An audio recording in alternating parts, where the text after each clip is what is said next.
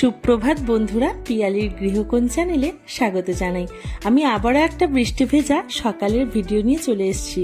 সেদিন প্রচণ্ড ঝমঝমিয়ে সকাল থেকে বৃষ্টি হচ্ছিল, তাই ঠিক করলাম মাটন কিমা খিচুড়ি করব আর তার সাথে কিছু ভাজাভুজি, যেমন এই আলু ভাজা, বেগুন ভাজা, কুমড়ো ভাজা, পটল ভাজাও ছিল, যদিও ক্লিপটা নেওয়া হয়নি। আর তার সাথে ছিল মাটন কিমা খিচুড়ি। তো এই যে খিচুড়ি রেডি, এই বৃষ্টির সাথে জাস্ট জমে যাবে।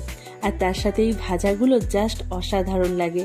কার কীরকম লাগে খিচুড়ি খেতে তারা কিন্তু অবশ্যই কমেন্ট আমাকে জানিও। আর আমার এই প্রিপারেশনটা কেমন হয়েছে সেটাও জানিও।